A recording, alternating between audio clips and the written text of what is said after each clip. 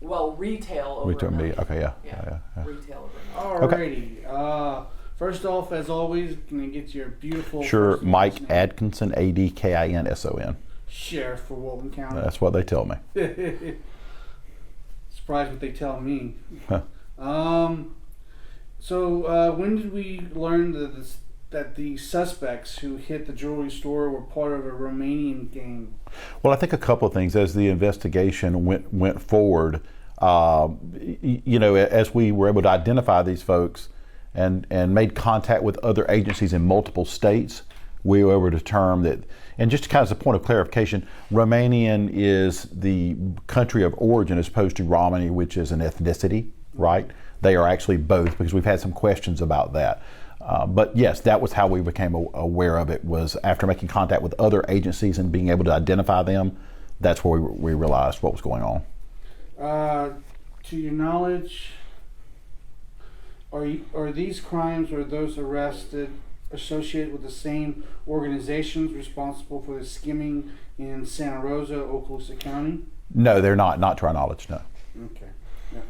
Just that the Santa Rosa County Sheriff Deputy deferred it to you, saying you might have had more intel Right, sure. if that was true.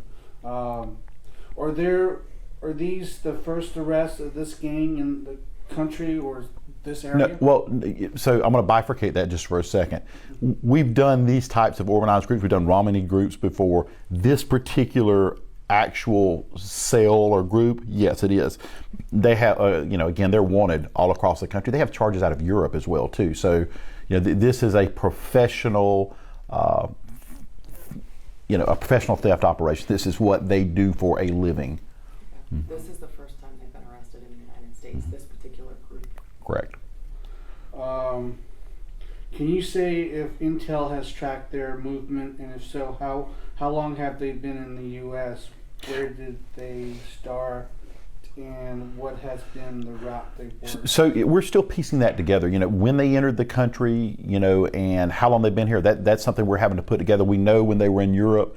That's where our federal partners are going to come in and help. The FBI, Department of Homeland Security are both looking into this. The old customs branch of DHS, trying to figure out, how they entered. They've got multiple passports, multiple points of identification. The real chance are we probably don't even know their real names. We know the names they're going to be arrested under. Here, we know a series of cities, at least 6 or 7 states that they've been in. These are the ones we know about, right? So, the total number of victims, that's going to remain to be seen. We know for sure that we have at least 6 states that we're going to be working with. We had an excessive loss here of $1 million in this one county, right? So it is reasonable to believe that they've been doing this all across the country. And a lot of people wouldn't even know to call and say that they're connected to an international crime ring, right? That's out of the rail. So maybe if you're in wherever, Missoula, Montana, you may not know that this has anything to do with a series of thefts in Florida. That's what makes this so interesting. And I think it's what our investigator did that is really special, because the ability to stay with this and put pieces together. Because remember, we had 2 completely unrelated thefts here to our knowledge. One was a Rolex watch back in December from Zales, and this other one. So that's 6 months apart.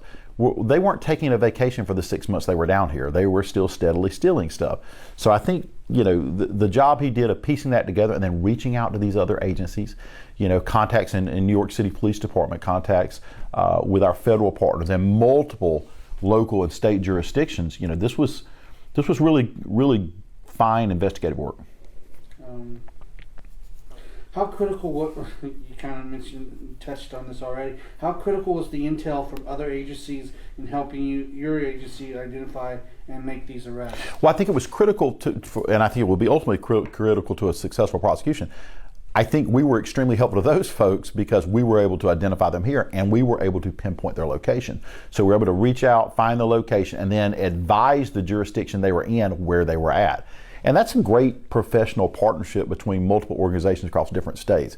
So I think we all played a part in this, but I think, right now we were, I'll say lucky, that's really the wrong choice of words too, because a lot of this has to do with putting in the effort. But we had a couple of things that went, that were interesting that went our way.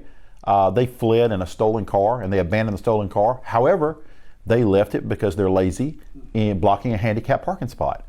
And the person that noticed it could have just had it towed. They could have just towed it. But they didn't. They actually called it in. So when they called it in, we were able to identify it as the vehicle used in, that they were using during these thefts. So that's a rarity that happened, right? And then we have a deputy here that's a former detective from New York City Police Department that's retired here. He had a connection in New York City. So our investigator made contact with his connection, and we were able to do that. So yeah, it was a series of different things. We were able to track a phone call back to an associate that was unaware that we even knew of them, and were able to find and locate these people. So it was really complex work, and it actually came together really quickly, which is interesting. Some of these things normally take a year. And to have that all together. Yeah, to have it all together was really, really good work, and seizing the opportunity too, not just getting after it. Awesome. We understand that they are, or I guess were, driving fancy cars and sending money back home. If you know, are these cars? You mentioned one of them was stolen. That's how you found out. If so, from where, and if they bought them, how were they registered if they were? So there's two things I can guarantee you. One, they're going to be stolen. Two, if they weren't stolen, they were fraudulently obtained. So nobody's out legally buying cars in this group, right? I mean, go back to what I said earlier.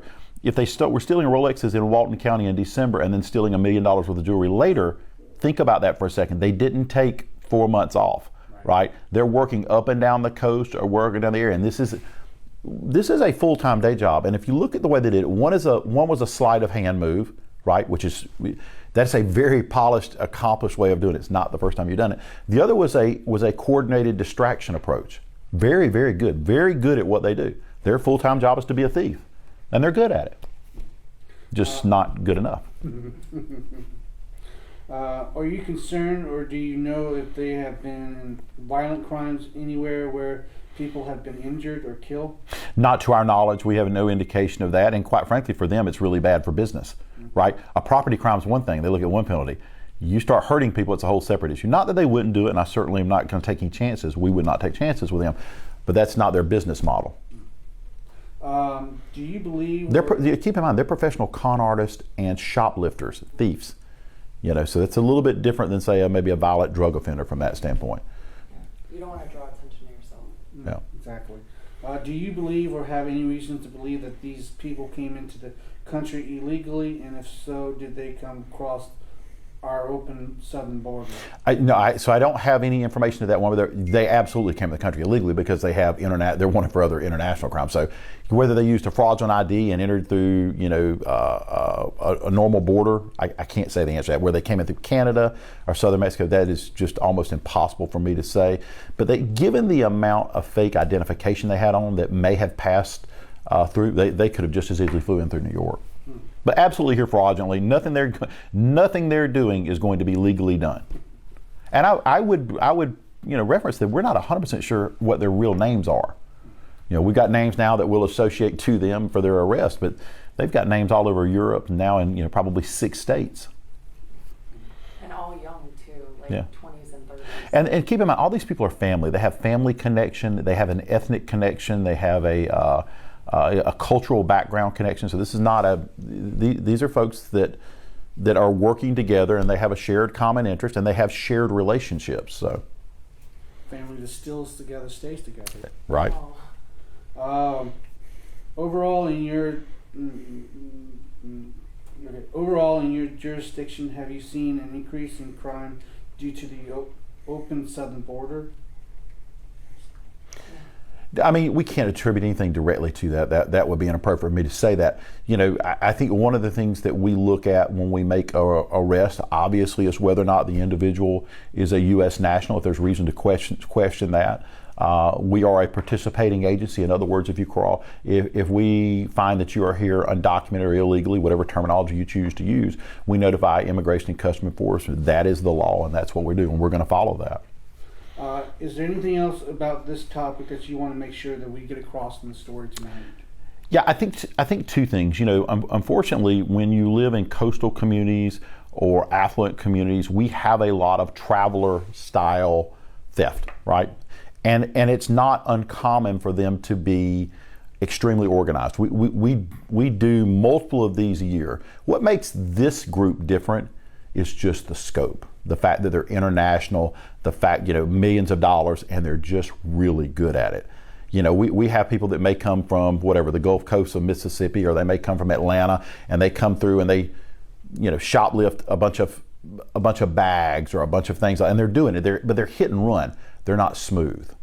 These people were very, very polished and professional in the art of being a thief. That's what made them different, right? But we have groups like this that come through pretty regularly. They just tend to be homegrown. They're not nearly as sophisticated in their techniques.